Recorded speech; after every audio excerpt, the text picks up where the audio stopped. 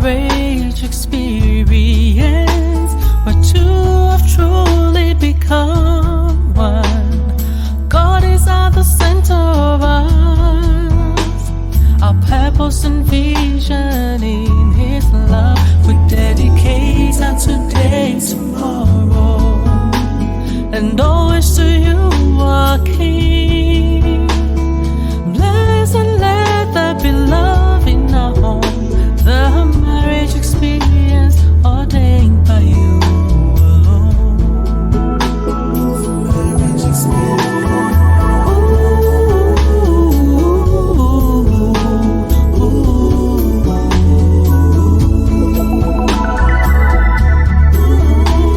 The marriage experience ordained by You alone.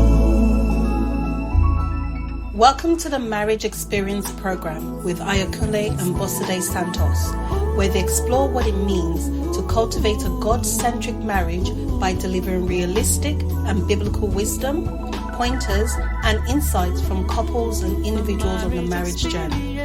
Join them today as they share some insights. Enjoy. Hello, friends. Lovely to welcome you back this week to the Marriage Experience program, where our conversations equip you to build a thriving Christian marriage. And it's always our pleasure and honor to be walking alongside you on your marriage journey. Indeed, always so thrilled as we get to spend these few minutes together every week. And a special welcome to you if you're tuning in for the very first time, and to our regular listeners. You know, it's always a pleasure to share this time with you. So last week, we began a series of talks on intimacy in marriage with emotional intimacy.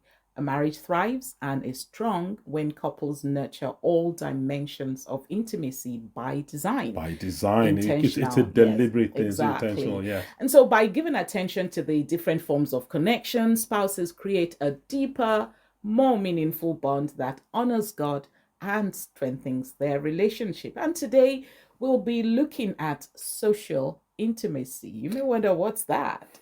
Social intimacy. We feel that should come next after emotional intimacy. Yeah, that's right. Social intimacy. It's an important aspect of marriage, which focuses on how couples navigate friendships, how navigate family relationships, and social interactions as a single unit. Now, what it does, it strengthens the bond between spouses as they build their own interpersonal friendship. You must be friends. Of course. And you know, while building this friendship, it ensures that they remain aligned in their engagement with the broader world. And remember, we've always talked about alignment. We've always talked about being synchronized, you know, speaking with one voice. And it's how you make and keep friends, of course, starting with each other. You only make friends when you're able to connect with them and when you're able to, I like using that word, synchronize with them. You know, at its heart, that's of social intimacy. It is the proof of the kind of relationships spouses have as they engage with the world together, maintaining a sense of togetherness, whilst honoring each other's individuality as well. I mean, it's simples, right? Isn't that what they say? So it points to how couples build a united relationship that supports personal growth, mutual respect, and shared decision-making outside of their home. And this aspect of intimacy is important because it sees couples approaching their social life as a team. It involves actively supporting each other's relationships and managing external influences in a way that strengthens the marriage rather than detract from it.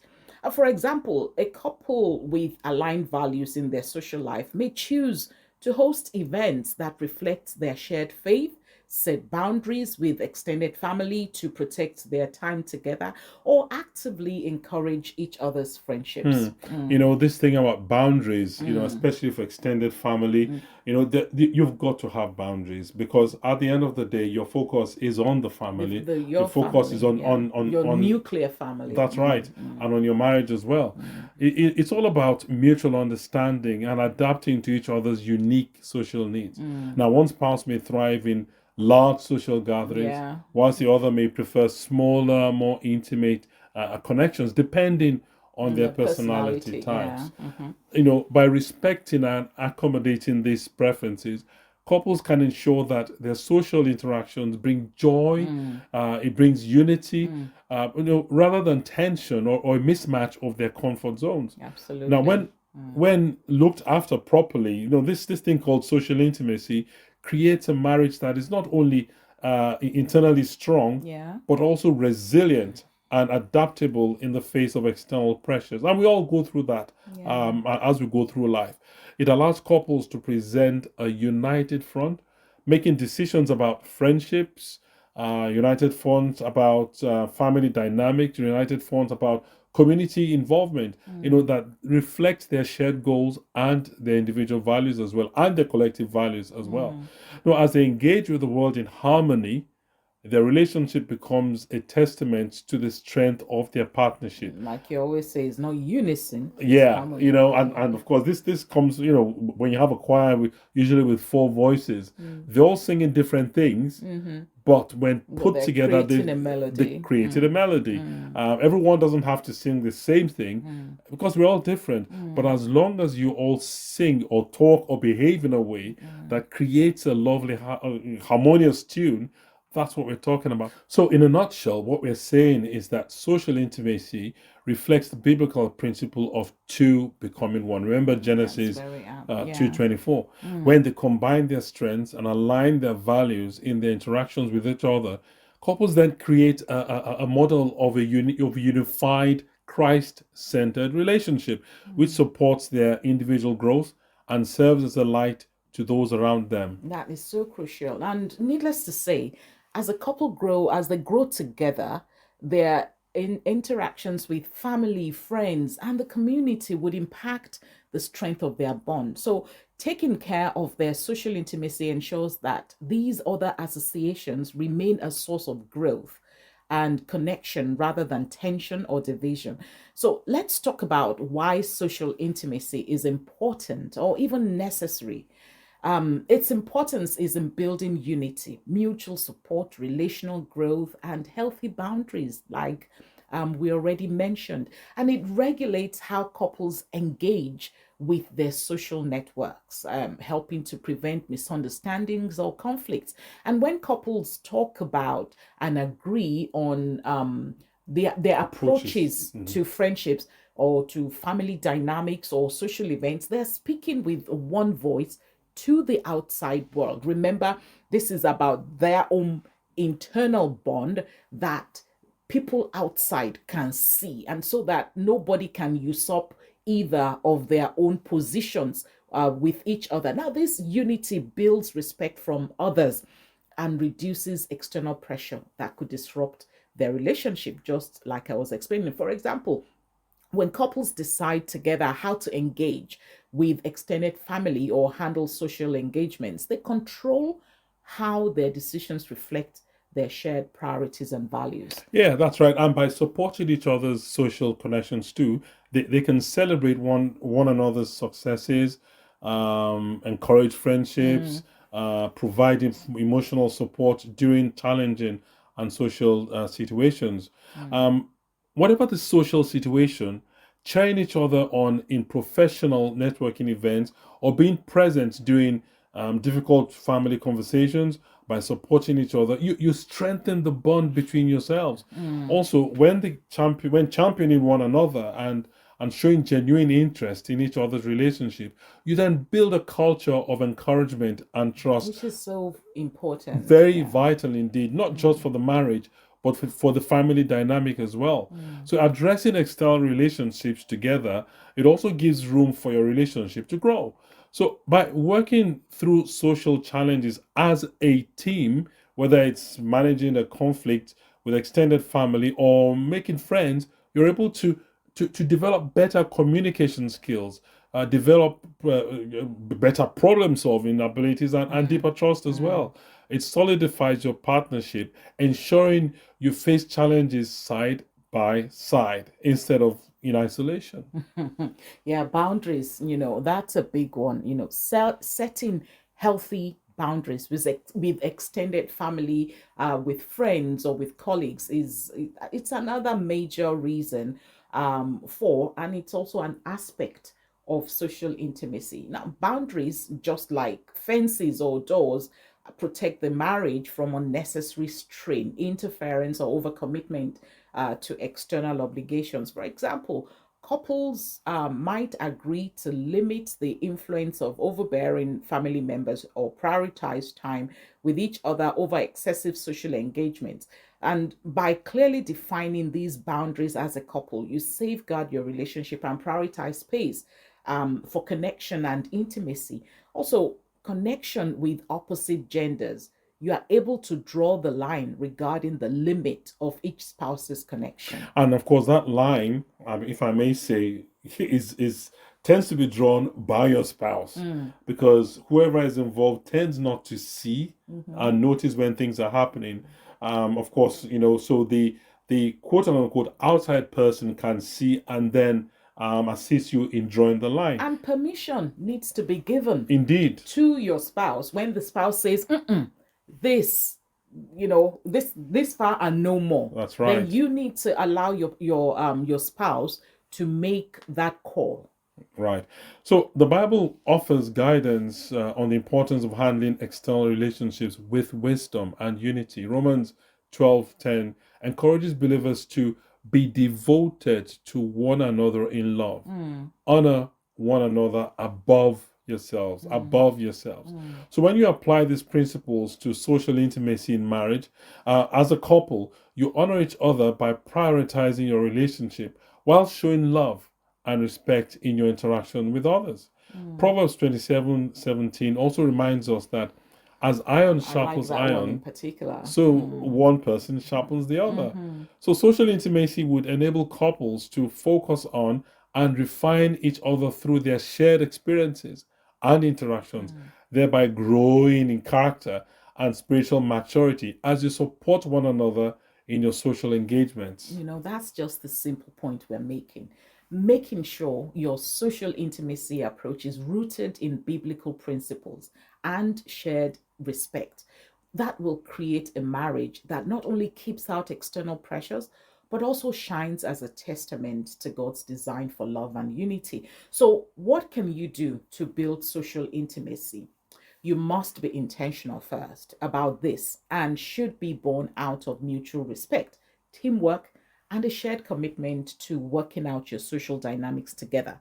We've mentioned this before, but it bears repeating again. One of the bedrocks of social intimacy is actively supporting your spouse's friendships and social connections, showing genuine interest in their relationships, and engaging positively with their friends or their colleagues.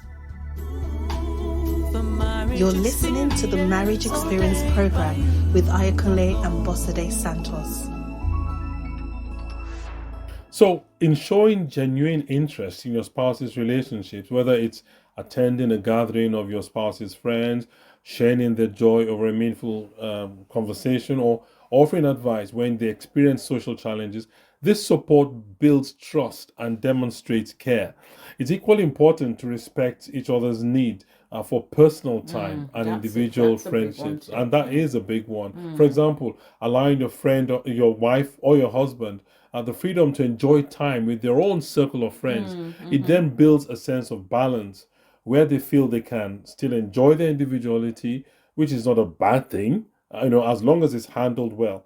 This mutual respect would improve your relationship, making both of you feel appreciated and understood. Our friends tend to make fun of us that if they see one, just look around, the other is somewhere in the vicinity, but we give ourselves room to have our own friends, our own female friends, his male friends, not me male or him female. No. So we give each other the room to hang out with our own friends.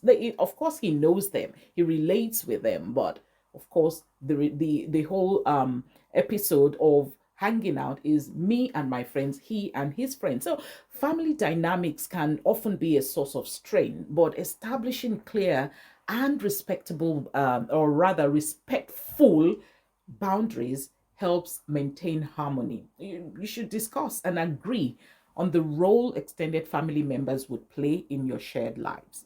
For example, it may involve setting limits on how often parents or in laws visit, making joint decisions about family obligations, or agreeing on how to handle conflicts with relatives.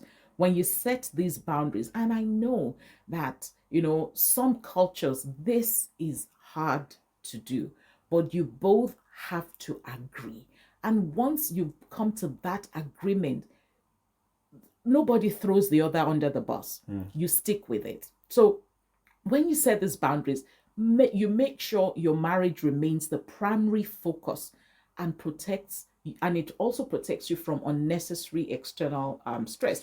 When you're both in agreement on these boundaries, it boosts your sense of partnership and unity in dealing with family dynamics. I very much agree with that. So taking part in social activities as a couple then reinforces teamwork, communication, and your public appearance. At home, you can host dinners, game nights, or other small gatherings to help you work together, to help you practice hospitality and deepen your connections with each other. On the other hand, when you attend events together, you demonstrate togetherness and reciprocal respect in social settings. For example, attending church or weddings or other social gatherings together show your love and support of each other, and it strengthens your emotional intimacy through shared experiences. All these activities are always are ways in which couples can learn to navigate social interactions together, strengthening their connection. Yeah, and by setting and pursuing shared social goals, you encourage each other to grow together and build stronger connections. You could join a small group at church, volunteer for community service. We've overflowed this, I'm sure, about us serving together with our children and at a soup kitchen, or you take up a joint hobby, right? We are thinking of something to do together as a hobby. For instance, you could decide to work together on a charitable project, like helping at a food bank, I just said that, or organizing a neighborhood event. Okay. So shared goals not only provide opportunities for quality time, but it also aligns your values and efforts, developing a deeper sense of purpose and teamwork. They also serve as a reminder of the importance of community, whilst allowing you both to grow closer through shared commitments. The Bible stresses the importance of relationships and mutual encouragement. We see that in Hebrews 10:24-25.